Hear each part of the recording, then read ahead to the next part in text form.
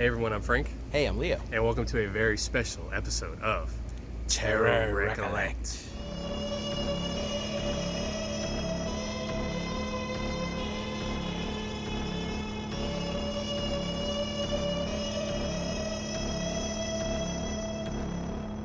For all you Halloween fans out there, some of you may recognize the house behind me as the house that was used in the 1978 cult classic Halloween.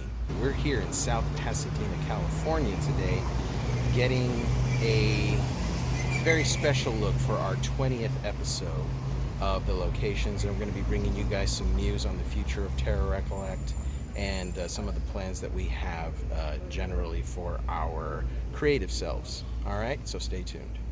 So this is the Elrod house. This is where everything took place here in Halloween 2.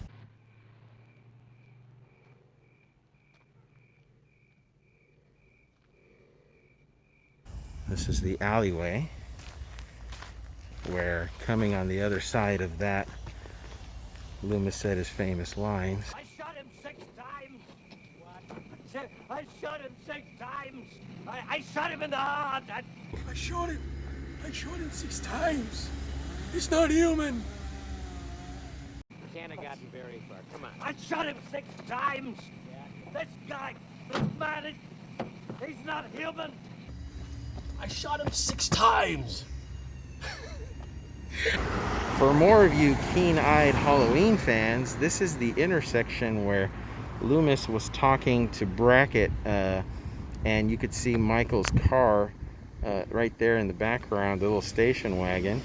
And over here, And this behind us is actually the hardware store, which is now like a little cafe. This is where, well, Amy pulls up in her car with Lori. Brackett says something to the effect of, well, all that took was some Halloween masks, a rope, and a couple of knives. who do you think it was? Yeah. So this is actually a pretty cool little spot and a cool little cafe too. There. So this is the opening shot of the original Halloween, the establishing shot, if you will, of Haddonfield. And I also want to take this opportunity, since we're at this beautiful little location, to explain our next little venture. So what we're going to be doing is starting our own fan film titled Taking Shape. For all you keen-eyed Mama's Family fans, this is the Mama's Family house here in South Pasadena. This is actually the street that the girls are coming up as they're walking home from school. And they end up going to that hedge there.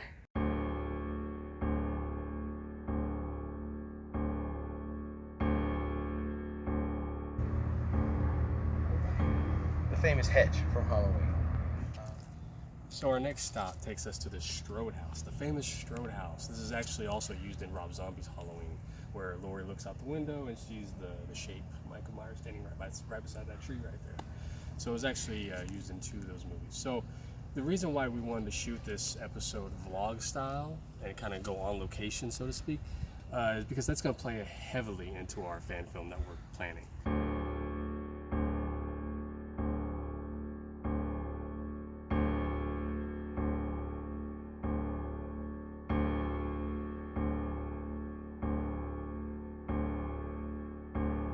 So right now, Frank is sitting on the little seat there where Laurie Strode sat in the original Halloween, waiting for Annie to come pick her up. That's not Annie, that's a DHL truck. So this episode was to bring you guys a heads up on the new direction of Terror Recollect, of where we are going to be stopping at episode 20, which this is episode 20.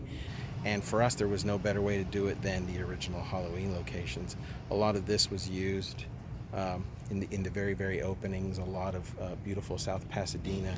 So without further ado, we are going to get into what we think about Halloween as a franchise and doing it right here in South Pasadena. Haddonfield up in this motherfucker. What? That's right. You don't want to mess with us. We're Terror Recollect. Haddonfield, bitch. Did you do the thorn sign for Haddonfield? Oh, it looks like the thorn sign. Oh, Thorn for life, bitch. Thorn for life, bitch. Yes, we switched places. I wanted the shades for a little bit. And I wanted the spotlight for a little Yeah, bit. there you kidding. go. I'm just kidding. Just kidding. Let his face in the foreground here. They don't want to Pure see. They don't want to see that. Pure Shattuck. Do you consider Laurie Strode to be one of the best, if not the best, final girl in any horror franchise? Because let me answer my own question real quick. She's not my favorite final girl. She's not mine either. Yeah. So Sorry, Laurie. sorry. I mean, love she you, does but kick. She does kick some ass. She is amazing. Kind of. Yeah. Not to go into that franchise, but Sidney Prescott is my final girl. And Sally from Texas Chainsaw Massacre is mine. See, there you go. So she did help start off because there wasn't too many Scream Queen final girls before her. It was Right. pretty much just Sally. But she ended up really making her mark. And quite honestly, it gave Jamie Lee Curtis a film career. And Laurie was so innocent. So having such an evil force like Michael Myers coming after her, such an innocent girl, made that polarity so powerful. Like the forces were so far apart. Yeah. He's so pure evil and she was almost pure innocence. Mm-hmm. It definitely made for an amazing dynamic between the two, but she's not my favorite. She's definitely, I think probably because she took so much time off in between Yeah. the series. I mean, in part 2 she was mostly in a hospital gown. She really didn't do anything. She didn't do a whole Except lot. at the very, very end. Right, and then it took her 20 years to return to the role. Yeah. And I learned to absolutely adore Halloween H2O, but it took a long time. Resurrection, in our mind, was a fan film, never took place. Never took place. But I did like her return in the new 2018 film. She was probably the best female character in that entire story. And Yeah. just seeing her transition from being victim to Hunter, basically. Exactly. Yeah. What about you? Yeah, I totally agree with the polar opposite thing. I like how she was kind of pulled into this out of her element type thing, where she basically had to do whatever she could to escape the boogeyman, you know. There's the Strode house. There was a van blocking it for the majority of our conversation, but it has moved, and we are now in front of the Strode house. I find it funny because when I go back and revisit or see for the first time a lot of these other 80s and 70s slasher movies, and then I kind of compare it to the original Halloween, you can tell distinctively the differences in the way it's shot and the way it's scored and the way it's acted. It's really on a level above everything. So, I mean, how could you not have that as your, one of your top favorite slasher movies, slasher franchises of all time? Mm-hmm. And it's like you said, it's like about simplicity. It's the simplicity of it all, and I can't think of any other really franchise that really has that. Mm-hmm. And so yeah, I mean, it's definitely, that's why it's my number one. Really. Nice. My last thoughts on the Carpenter film is that it is one of the most, if not the most beautifully shot slasher film. And I think that's one reason that I always loved South Pasadena, was because it feels like 1978 all over again. This is Haddonfield 100%. The trees, the locations have changed very little. I actually used to work at the Blockbuster Video down the street. It's now a Blaze Pizza, specifically for this reason, because I fell in love with the locations. And it was such a beautiful thing to be able to finish the day at work and then come out here and pass by these locations and say, hey, I'm not, I'm in Haddonfield also, and for a kind of rough 4 years that I was working at the store, it really helped to be part of this. So I will always, always love South Pasadena for that. And I'll always love the original Halloween. I'll love it more than any other film in the series, in the Halloween series. And I think it's just an absolute masterpiece. So now we are going to be transitioning into discussing the differences and the likes and dislikes of the Rob Zombie versus the John Carpenter film, because they were, at least the first of the two, were both filmed in South Pasadena, which I always thought was super cool. Yeah. As a little side note, I've always loved this little house because this is where Laurie sees the trick-or-treaters when she's coming back, and they go, trick-or-treat, trick-or-treat.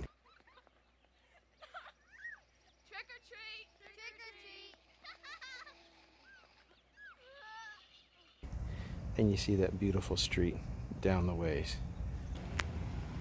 I always love this tree too. This tree is on the property of the library right there, which is on the other side of the Strode house, and which is also part of the filming location of Rob Zombie's Halloween.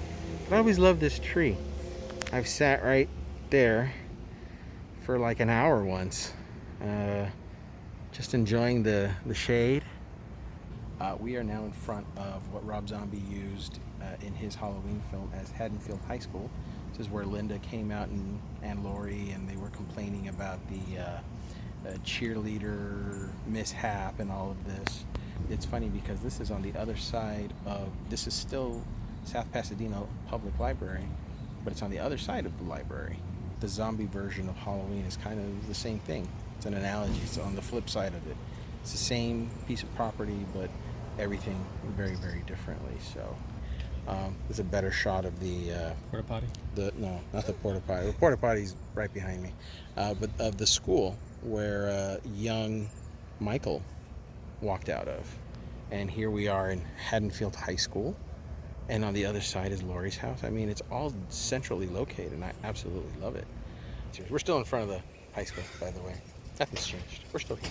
So, like, for example, the sheriff brackets. I personally like the Brad Dourif, Rob Zombie sheriff bracket more than the Charles Cyphers. And the reason why is because he has a lot more to do. And it's not only because it's Brad Dourif, because he's a legend, but he plays it very well, especially in Rob Zombie's Halloween 2. Rob Zombie's Halloween 2, he's way better, I think, as Brackett. Yeah. Because it's an original story, and he's also on the recovery end of what happened in Halloween 1. Zombies Halloween 1. And he kind of gets free range too. He doesn't really have to follow like a certain formula. Right. Brackett and Lori both have really great performances because they're able to be their own characters as opposed to a carbon copy of the other two. And Scouts has gone on to do so many things since then, and I think she's great. So, I mean, I think she does a really good job. Absolutely. Absolutely. The direction they took her character in the second one, she really did great acting-wise, more in the second one than the first one. Right. Oh, yeah. I feel like she was, in the first movie, she was kind of... Especially in the theatrical cut. I'm a big fan of the Halloween 2 theatrical cut because the director's cut takes it too far. I mean, it's a nice balance of zombiness in the theatrical versus the director's cut. It goes off the deep end, and there's way more shouting and yelling that just kind of makes you uncomfortable. So by the time all the mayhem happens at the end, you're just like, I'm done with all this shouting and yelling and trauma. Like, I get they've all been through rough stuff, but you're kind of wanting, she's kind of like the whole movie, so you kind of like wanted her to, at the end, I wanted to see her go. In the director's cut, yeah. Yeah. Honestly, in the theatrical, you have more empathy for her because she's less of like a mean person. Yeah. She's more of just like a struggling former victim. Yeah. If for those of you who are iffy on Rob Zombie's Halloween 2, I honestly recommend the theatrical cut. It is available on Blu-ray if you want to see it in the clearest possible definition. I very much enjoy that. That's my new default for that film. I don't watch the director's cut anymore. We're going to be visiting a couple other Halloween locations, so stay tuned. We're at the location that they used for the Myers house, that Rob Zombie used for the Myers house. It still looks the same, pretty much exactly the same. Frank, what are your last thoughts? Well, in particular for the house itself, the house is more of a character in this movie. And the entire third act takes place in it. Several scenes throughout the movie take place in it. So that's true. It's a very beautiful house. So, I mean, and as far as like final thoughts on the film, I think it was a worthy remake, worthy, kind of redo of something that I really cherish. But the original is the original. Yeah. So. And especially too with having this new trilogy of films, Halloween, Halloween Kills, and Halloween Ends. I'm actually glad now that they did a remake. I think if it's the last thing that we had as fans, it'd be like, it's a sad way to go out. But we're having a new trilogy to kind of revisit.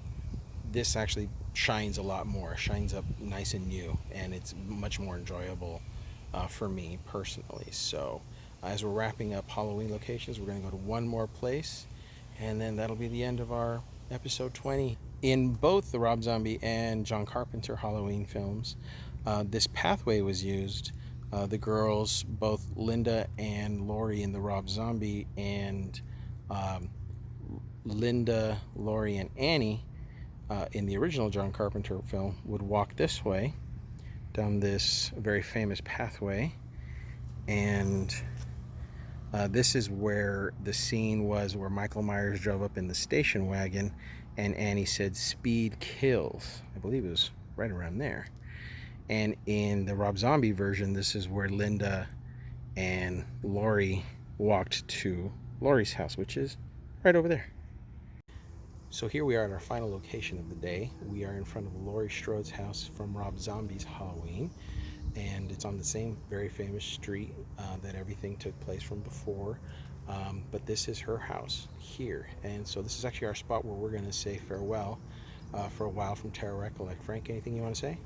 I just want to say, for those that have followed along this whole time and kind of given us your support and had interest in what we had to say, thank you. And we had a blast. I haven't said that in a while. We have had a blast doing it for the last year. Yeah, this is our creative transition and growth. Everybody needs to grow, everybody needs to change, and I feel like Taking Shape, the fan film, is the next logical step for Frank and I, and I'm super happy and proud of what we've done with Terror Recollect for 20 episodes, and thank you all for being a part of it, and we'll see you for Taking Shape, coming soon to someplace near you. Thanks for being a part of this. Later.